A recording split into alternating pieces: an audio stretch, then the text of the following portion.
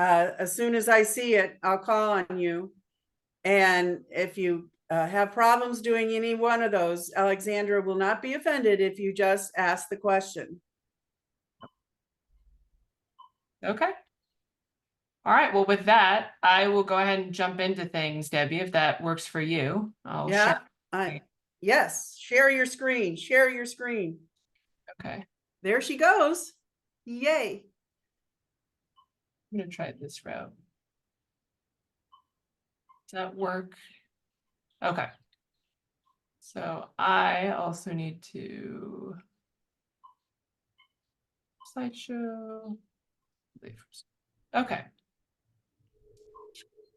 So hi, good afternoon. My name is Alexandra, as Debbie said, and I run an organization called the Center for Water Security and Cooperation. So I'm a lawyer by training, and we focus on ensuring that our legal frameworks are sufficient to create the rights and rules and protections we need to achieve water security and universal access to water and sanitation, especially in light of the impacts and the growing impacts of climate change. And so today I'm going to talk about that intersection of water and sanitation access, climate change, and the role of law. It's going to be kind of a whirlwind tour, but so I'll cover a lot, but happy to answer any questions that you have throughout. So I always start with framing in terms of like, how do I, like, what at the end of the day, when we are thinking about these issues, when I'm thinking about solutions, when I'm trying to figure out what the problem is, I start with what would success look like? So what do I eventually want to get to? And for me, what I'm trying to ensure, and my organization is trying to ensure, is that at the end of the day, everybody has access to water and access to sanitation. And this was something that we realized early on, is that there's a lot of different conceptualizations and definitions and understandings of what access to water and access to sanitation are. And so we put forward these definitions in an effort to clarify for ourselves and hopefully for others what we're really trying to work towards, so that when we're taking all these steps, we're building these plans, adopting these laws, that we have a very clear goal in mind. And I will say secondarily that you'll notice throughout that I will continue to mention sanitation because it often gets kind of chopped off. There's a lot of focus on access to water, which I will focus on myself. But the sanitation piece is really critical, and really for two reasons. One is because when you have poor wastewater treatment and poor sanitation, if it's on site via a septic tank or pit latrine, it threatens your groundwater quality, it can threaten your surface water, it can contaminate your environment. And so that puts at risk your access to water. It also can it threatens communities' public health by endangering your water sources and endangering your drinking water sources. And so consequently, as much as it's a more uncomfortable subject and a less sexy conversation to have, sanitation is just about as important as water. So having those two and thinking about that, this is really the goal. This is for us what success would look like. Everybody would have sufficient water to meet domestic needs safely at all times inside the home. And there's a lot of kind of components to that. So I'll move to the next slide, where we said, okay, that's a nice kind of overarching definition, understanding, but how are we, if we're going to try to measure that over time, how do we do that? And so we identified two aspects of that. The first is physical access to water, where in order to have access, and this is where I focus more on water, but you need to have sufficient source water that can meet your current and projected demands for domestic water use. Thinking about climate change, that's even more important. Second, you need the actual infrastructure to receive that water in the household. So at the end of the day, you still need infrastructure. It's key to all of this in order to deliver the water from the source water through a treatment plant and into your home. And then you need the water to actually be of a good quality, because if it's not, you can't drink it. And so those all make up something called physical access. Then you have the economic access piece. And this is where affordability and assistance and equity issues really come into play, even though equity really should be driving the entirety of your thought around this, as you can see from the diagram on the right. So economic access is the idea that you should have access to water and wastewater services despite your ability or inability to pay. So if you do not have the financial resources to pay for these services, you should not be denied access. That's a critical piece. So physical access and economic piece, or economic access. And this is how, when I'm thinking about the problem and then the solutions, this is the framing from which I'm coming from. So what are the problems? There's a lot. There's a lot of them. And I'm sure everyone on this call is very well aware of all these different problems. And I'll kind of walk through some of them because, again, they frame the solutions and they frame how we're going to get to that, what success looks like at the end of the day. So we have aging infrastructure. We've got rates that aren't actually reflecting the full cost of services being provided. We have insufficient funding, though that recently has fairly drastically shifted at the federal level, which is exciting. But then by the same token, we have to make sure it gets to the right communities. We have inequitable access, right? Your race can still determine the quality of your access and whether or not you have access. Your income level can do the same. You have rising costs. So we are in a period of inflation. That is increasing costs in addition. We have rising rates. So because we need more money to provide these services and we're making up for all the capital improvements that haven't been done when they should have been done, our rates are being increased in order to cover those costs. We have institutionalized racism, classism, which is embedded within the law and our processes. We have unaffordable rates. So there's a lot here. And I'll mention a few more. One is I also don't want to leave out decentralized services, right? So we talk a lot about the centralized services where you have a very complicated wastewater treatment plant and a complicated drinking water plant. But there's a lot of people who are on well and septic. And what we're finding is that those wells, there's very little oversight from a legal perspective. And so they're often contaminated with really dangerous chemicals that people are consuming because they don't necessarily know that it can make them sick, or it can make them sick over time.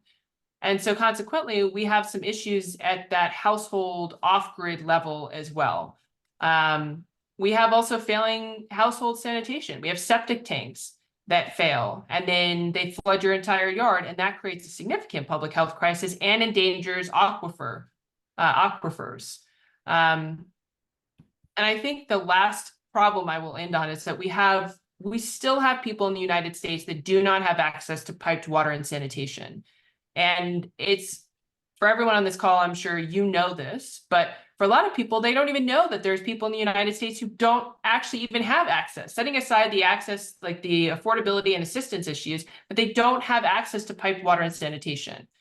So there are a lot of challenges that we're facing in this space coming from about every angle you can possibly imagine.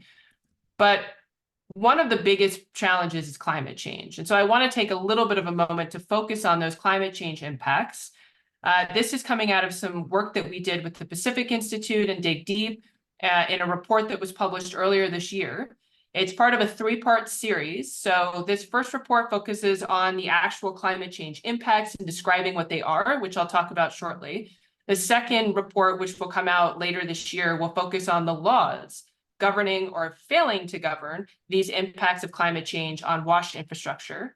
And then the third will focus on the strategies. How do you actually go about addressing the problems, addressing the shortcomings and gaps within the law? And so it's that 3-part series. This is part of the first series, is setting out the problem so we understand. Alexandra? Yeah. It says, please change the view on the settings. Nobody can read the slides. Oh, well, that's not fun. Okay. Well, I can read them. Yeah, I can read them too. That's a host issue.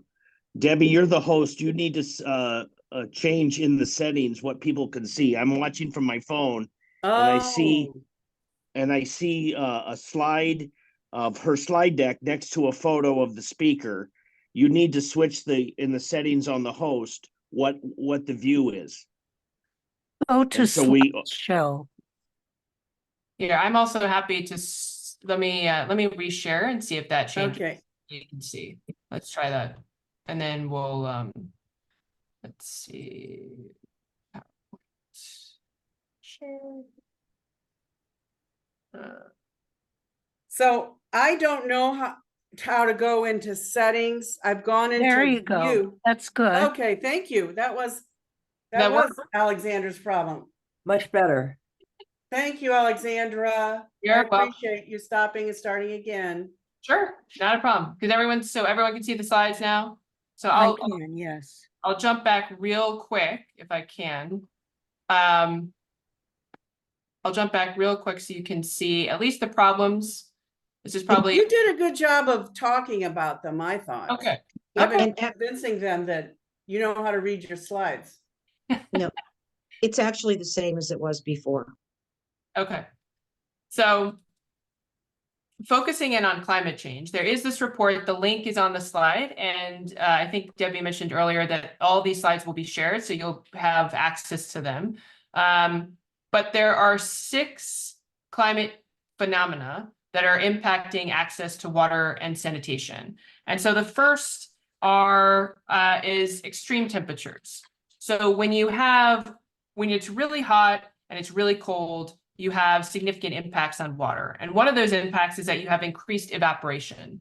So as you have increased evaporation, you have your surface waters that are dwindling at a faster rate, which means you have less of a water resource to pull from. And when you have lots of people pulling from it, so agriculture, industry, commercial outlets, and then domestic and municipal water sources, that's a lot of different sources. And depending on your water rights structure, that may or may not be helping you in order to anticipate and be more responsive to climate change impacts. So that is one challenge. You have toxic algal blooms, right? So when you have that, you can actually lose drinking water sources. This happened down in Louisiana. They're in constant fear of this happening, and it does happen where they have algal blooms and they can no longer use that source water as a source for their drinking water. Other use is also water use itself, that when you have these extreme temperatures, it puts additional strains on your drinking water providers. So there are going to be Just noticed that Mark's hand was up. Was this on this slide or the previous one, Mark? This one, I would like to share with everybody how this all started.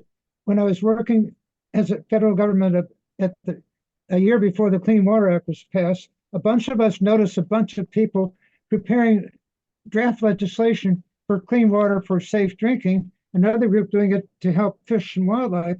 And we got them to sit down in one room together. And they both had the language, they put it together into one bill. And then Congress had to pass it because they had the people that cared about environment and the people that cared about health working together with one bill. So that's how it all started. And we were so proud.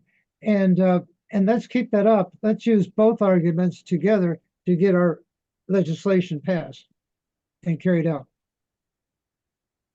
I couldn't agree more. The Clean Water Act and the Safe Drinking Water Act are critical to all of this, especially with respect to, the Clean Water Act focuses on water quality and on effluent limitations and discharges. The Safe Drinking Water Act creates maximum contaminant levels to protect the quality of our drinking water, and then action levels with respect to lead and copper, because those threats come after the water leaves the distribution site. And so those together create a really nice framework at the federal level. Some of these challenges, especially as I was talking about earlier with respect to water use, are at the state level. And we have, Debbie mentioned earlier, Western water law. We have prior appropriation and regulated riparianism doctrines that are in some ways effective and in many ways not effective. And they're not actually, one of the biggest challenges, especially for prior appropriation, is that they're not allowing people to anticipate climate change impacts. Okay, and also include protecting fish and wildlife. That turned out to be of equal importance. Sure, and actually, under the prior appropriation doctrine, especially before it was codified, when it was just a common law principle, which is judge-made law, recognized through shared ideals and principles, in essence, environmental flows weren't actually a protected use. So many years ago, you actually really couldn't do much to protect your environment. And thankfully, that's changed even in the prior appropriation system. Fortunately, it's better in the regulated riparianism structure because you can actually intentionally and proactively create environmental flows and protections for specific purposes, like protecting wildlife and flora and fauna. But all of those are being frustrated by climate change. And extreme heat and cold have a significant impact on that. So we talked about the heat aspect. There's also cold, right? Thinking about wash again in particular, water, sanitation, and hygiene. You know, if you have burst pipes, if it freezes and your pipes burst, you're going to have significant delivery interruptions. You're going to have electricity shortages, which can cause even additional it'll cause other discharge or other disruptions, but it will specifically cause treatment disruptions. So on one end, you have, you know, whether or not you can actually deliver the water to the household. On the other, it's a large question of, can you treat the water and or the wastewater before it has a public health impact? So extreme temperatures certainly and threat on water and sanitation services. The second is drought. So why and how does drought have an impact?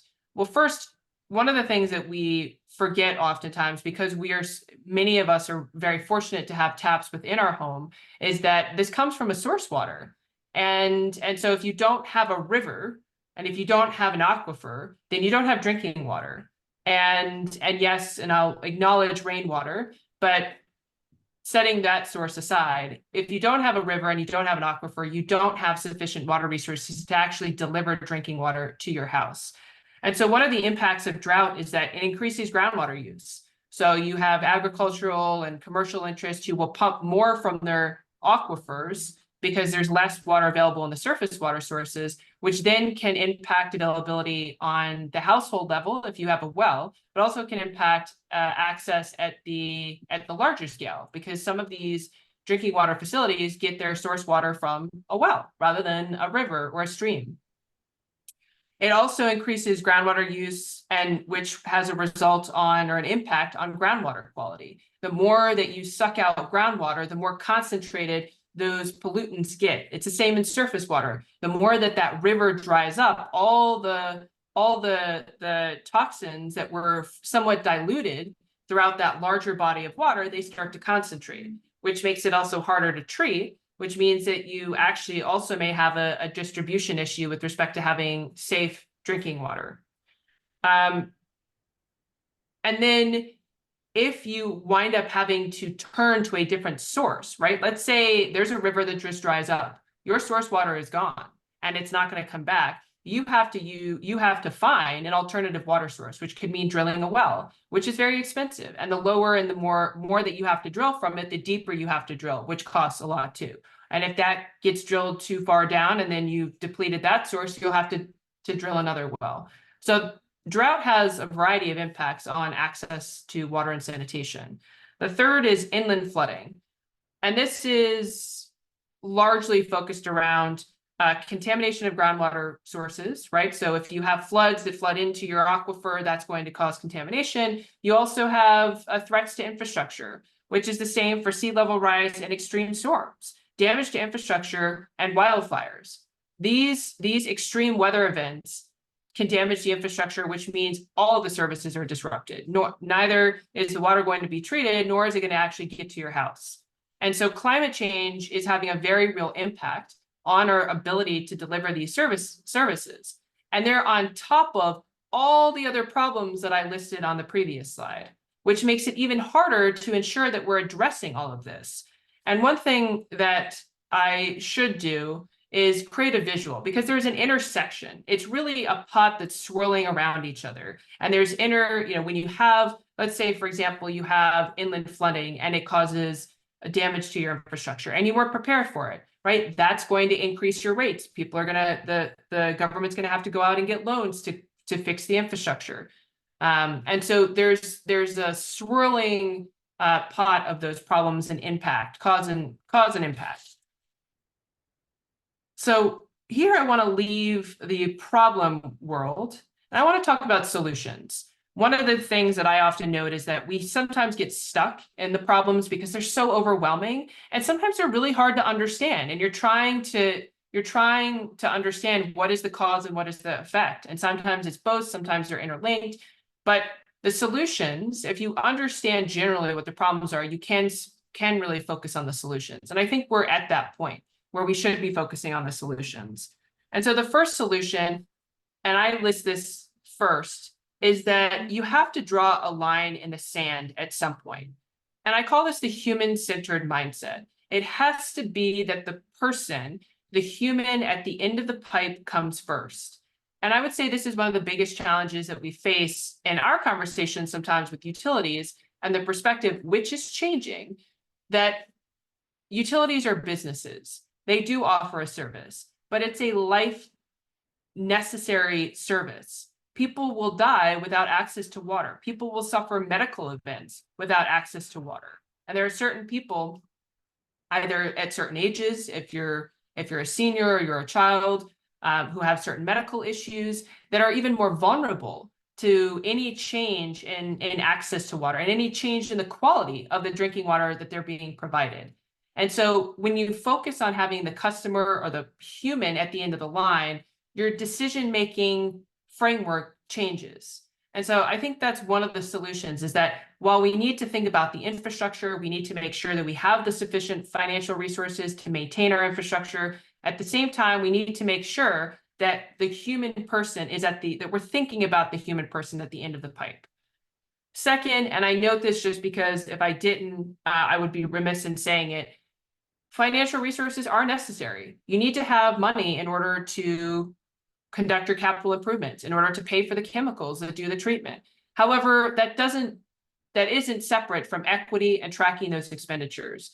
And I know that this has come up in the state revolving fund conversations. It comes up anytime large amounts of money are given out, even through the LIWAP program, right? You have to ensure that they get to the communities with the greatest need, who need the grant funding, and to track where it goes so that you see that it is having an impact on those communities, so that the money is actually making a difference. That's a critical part. And the third thing, but not the least important, is the law. And that's where I'm going to focus on, because the law creates that framework of thinking about all of this. It sets and identifies the rules, the rights, the protections, and the processes, and the governance structure. It creates the institutions that we have. EPA is a function of law, right? All of our state departments are a function of law. They've been established through regulation and accepted through and allowed through the state constitutions. And so law is really, it's your instruction manual, right? When you sit down and play a game of Monopoly or any game of cards, there's a rule book that you follow. And if you're playing Monopoly and someone decides that they're going to create their own rules, it becomes a lot less fun, because they're just going to take all your homes and it's not going to have any rhyme or reason. And that's how I think about law, is that it creates that baseline of this is what is okay and this is what is not okay. And it's based on key principles that we accept as a group of people. I will note, before I go into talking about some specific examples of laws and the good and the bad of them in line with the solution, is that sometimes law is the problem. Sometimes embedded in law is, as I said earlier, institutionalized classism and racism, which I will talk about. Sometimes embedded in the law is a failure to recognize and acknowledge climate change. And so law can be a problem. It doesn't mean that it isn't the solution, and it's a very powerful solution. So I'll jump into some examples of why that's the case. One, I like to give kind of a broad, hypothetically, it's not really a hypothetical, but kind of a broad example of why it matters, and the difference between law and thinking about kind of the result of law. So if you are a low-income household and you receive a water bill and you don't have enough financial resources to pay for it, right? There's two outcomes. You may be able to pay, you may not be able to pay. Let's say you do not have the money to pay. Well, if the law says water shutoffs are not allowed, then no water shutoff is going to happen. You are protected. That creates a protection for you. If the law says water shutoffs are allowed and does not consider that a person who doesn't have the financial resources is different than somebody who just doesn't want to pay, or is running behind or forgets about it, that's a problem. But that's the power of law, is that the law itself can say, we value and we recognize the importance of access to water, especially for people who cannot pay. So therefore, we're going to ensure that water shutoffs are not allowed, especially for those who cannot pay. That's the power of law.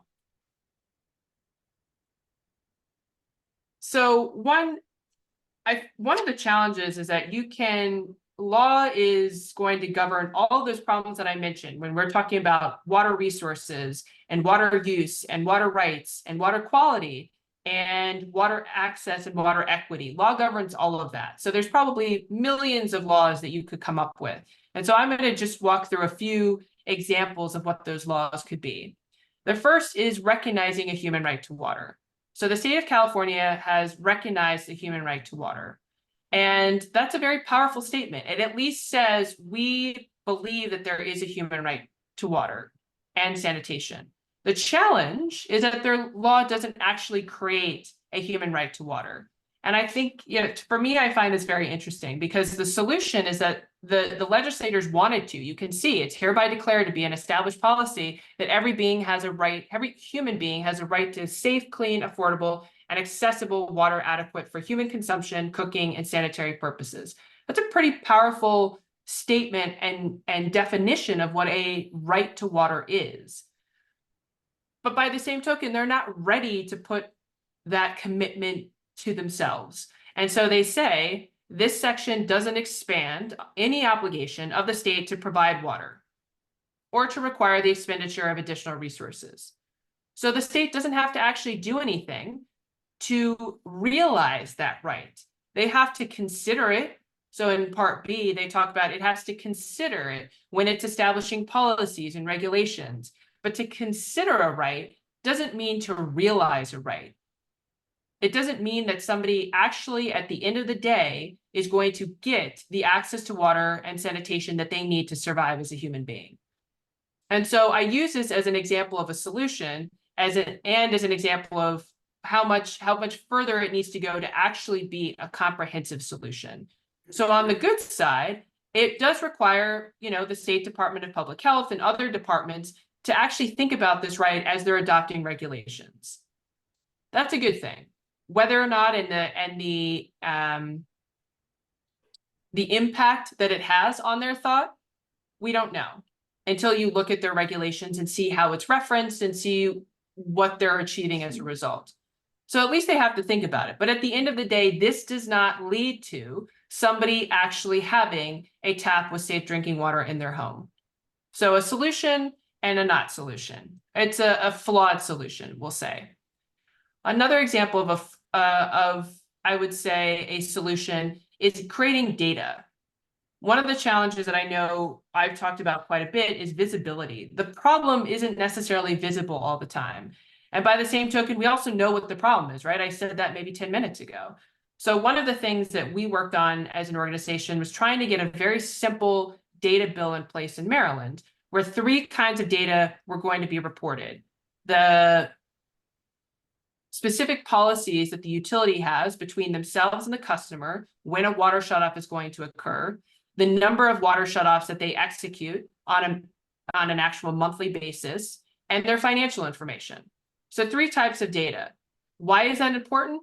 Well, we kind of need to know where's your money going? Where are the financial struggles that you're having? And how can the state and federal government help you? If we don't know what you don't have money for, then Congress isn't going to budget money for it. They don't know you have a financial issue.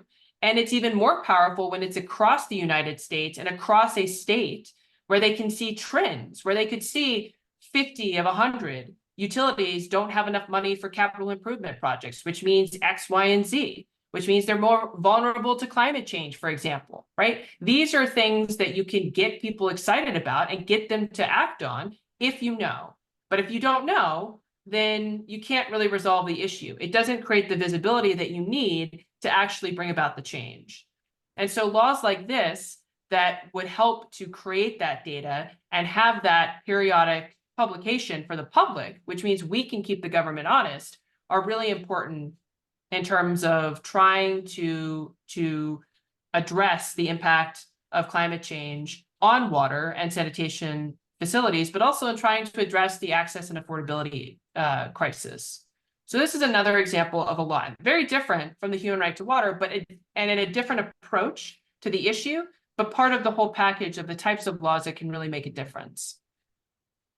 I didn't want to overwhelm you with too much legal language, so I just wanted to walk through a few other examples broadly. One is just thinking about water affordability and assistance in general, right? The law could require that the utility create an affordability program. The law could require that rates have to be income-based. And I'm not necessarily discussing, at least now, whether there are pros and cons to all of these approaches. So I acknowledge that up front. But this is what the law could do.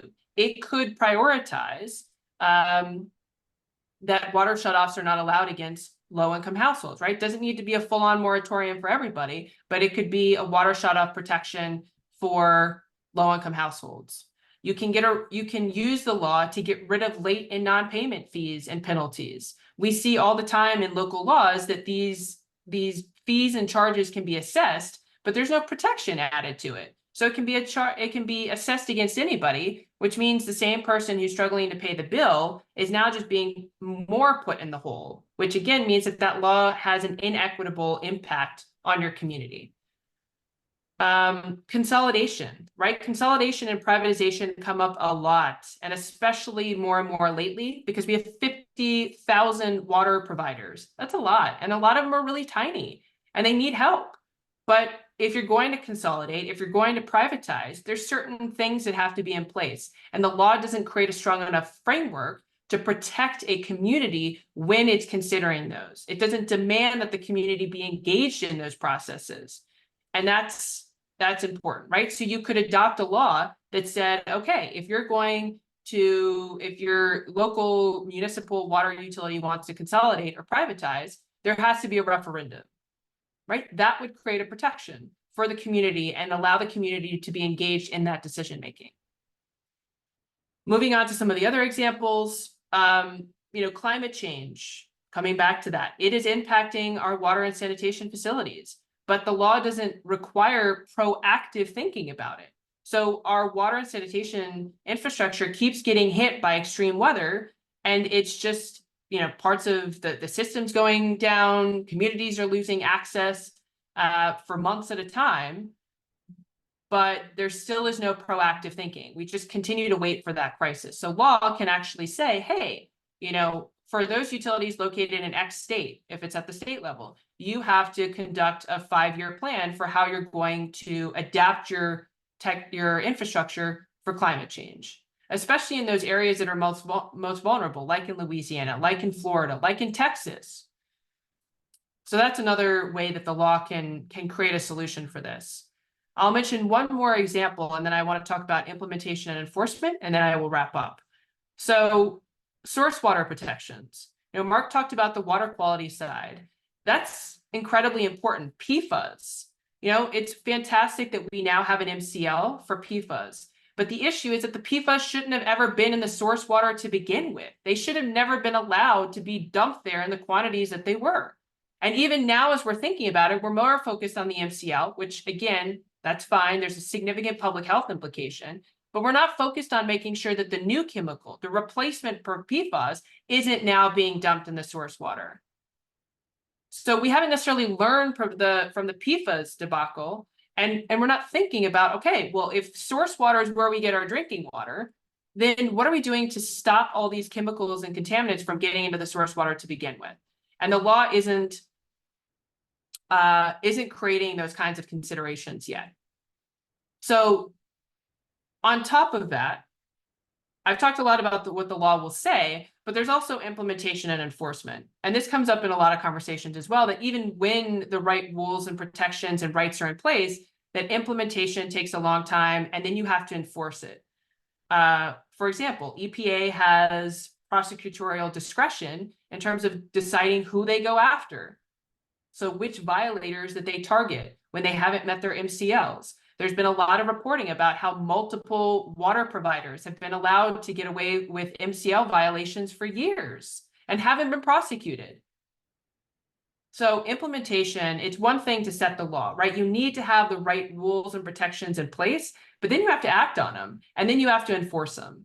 And so we can't forget that. I think it's important to say that those two are incredibly important pieces to this, and that both of those are set up in the law as well. If you don't have strong enforcement mechanisms, if you don't have visibility and transparency and citizen suit protections, which we do here in the United States, but not necessarily in other countries, and some of the countries that we're working in, that means that there isn't that other body, right? If the government isn't acting, somebody else has to take over that role. And we do that, right? Organizations bring those lawsuits in order to demand that these laws are implemented and enforced. So I would say the main conclusion is that it's hard. Laws are really hard to get passed. We've been working on this Maryland bill for 2 years now. Something as simple as a data visibility law is a data reporting and visibility law can be really challenging, but it's such a critical part of the solution to addressing that impact of climate change on WASH and to addressing the access and affordability crisis in general. So I just put my email address on the slide in case you have any questions post, after we have a question and answer now, or if you want to follow up and have a conversation, I'm happy to do that. So I'll end there and happy to take any questions. I imagine that there's some in the chat. There is a question in the chat. What is an MCL? I'm sure she knows what is an MCL, and that's a good question. Thank you for calling me on that. So an M is in Michael. So MCL, it's a maximum contaminant level. And the Safe Drinking Water Act, which is a federal level law, requires the adoption of an MCL for certain contaminants. And so it says this is the maximum amount of a contaminant that you can find in your drinking water and still send it on to your customer. I don't see another question yet. I have my own question. I'm very disappointed in the Safe Drinking Water law, except for the fact that it now addresses, in a small way, PFAS, because it has not added new regulation of emergency contaminants for many years. So there are many contaminants in drinking water now that are not regulated under the Safe Drinking Water law. And have you thought about that? Yes, and I appreciate you mentioning that because the PFAS regulation was the first drinking water regulation that's been new regulation that's been adopted, I think in 25 years. It's been a really long time. And some of it's the process. There's a lot of data that has to be shown. It has to be shown that the regulation would make a fairly significant impact on health and drinking water quality. And a lot of it's based on there being clear data that there is in fact an impact on human health. And there's a lot of debate about these other issues. So I think for PFAS, we finally had enough data come out that there is an impact. For some of these other emerging contaminants, I would maybe argue that for some of them there is enough, but the government, can argue there isn't. And so that is a challenge. The Drinking Water Act kind of leaves it's hard. And I do find that ineffective. And I do think that the length of time that there hadn't been a new regulation does speak to one of the challenges of that. So I don't necessarily have a solution for that other than trying to think through what alternative process could mean that those regulations are being adopted more frequently, or what kind of oversight, right? Or what kind of process. So I think yes, I agree. It's something that we should be thinking about. And actually, when I teach my class, I talk about that a lot because I note that that's an ineffective part of the law.